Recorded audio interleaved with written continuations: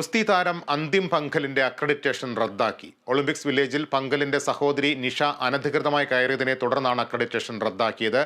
വിവരങ്ങൾ നമിത നാരായണൻ നൽകും. നമിത, ഇക്കാര്യത്തിൽ എന്തൊക്കെ തുടർ നടപടികളാണ് അവിടെ സ്വീകരിച്ചിരിക്കുന്നത്? ലിബീഷ്, വളരെ നാണക്കേടുണ്ടാക്കുന്ന ഒരു സംഭവം തന്നെയാണ് പാരീസ് ഒളിമ്പിക്സിൽ ഇന്ത്യക്കുണ്ടായിരിക്കുന്നത്. അന്തിം പങ്കലിന്റെ അക്രഡേഷനാണ് റദ്ദാക്കിയിരിക്കുന്നത്. പോലീസ് ചോദ്യം ചെയ്യാനായിട്ടും അന്തിം പങ്കലിനെ വിളിപ്പിച്ചിട്ടുണ്ട്. സഹോദരി ആണ് ഒളിമ്പിക്സ് വില്ലേജിലേക്ക് സഹോദരി കടന്നു കയറാൻ ശ്രമിച്ചതാണ്. അക്രഡേഷൻ കാർഡ് ഉപയോഗിച്ച് അന്തിമിന്റെ അക്രഡേഷൻ കാർഡ് ഉപയോഗിച്ചായിരുന്നു സഹോദരി ഒളിമ്പിക്സ് വില്ലേജിലേക്ക് കയറാൻ ശ്രമിച്ചിട്ടുണ്ടായിരുന്നത്.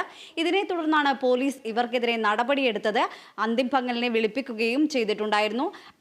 അതേസമയം തന്നെ ഇന്ത്യൻ ഒളിമ്പിക്സ് അസോസിയേഷൻ ഈ വിഷയത്തിൽ വളരെ ഗൗരവമായ തീരുമാനം തന്നെയാണ് എടുത്തിരിക്കുന്നത്. അച്ചടക്ക ലംഘനം തന്നെയാണ് താരം നടത്തിയിട്ടുള്ളതെന്ന് മനസ്സിലാക്കിയിട്ടുണ്ട്. ഇതിനെ തുടർന്ന് കോച്ചിനെയും സഹോദരിയെയും അന്തിം പങ്കലിനെയും ഒക്കെ ഇന്ന് തന്നെ രാജ്യത്തേക്ക് കയറ്റിവിടാൻ തന്നെയാണ് ഒളിമ്പിക്സ് കമ്മിറ്റിയുടെ തീരുമാനമെന്ന് പറയുന്നത്. അതേസമയം തന്നെ ഇതിനു മുമ്പ് ഈ ഒരു സംഭവത്തിന് മുമ്പ് തന്നെ അന്തിം പങ്കലിൻ്റെ സഹോദരനും മദ്യപിച്ച് വഴക്കുണ്ടാക്കിയ ഒരു സംഭവം കൂടി ഒളിമ്പിക്സ് കമ്മിറ്റി റിപ്പോർട്ട് ചെയ്തിട്ടുണ്ടായിരുന്നു. വളരെ നാണക്കേടുണ്ടാക്കുന്ന ഒരു വിഷയം തന്നെയാണ്. രാജ്യത്തിന് തന്നെ നാണക്കേടായി മാറിയിരിക്കുകയാണ് ഈ സംഭവം.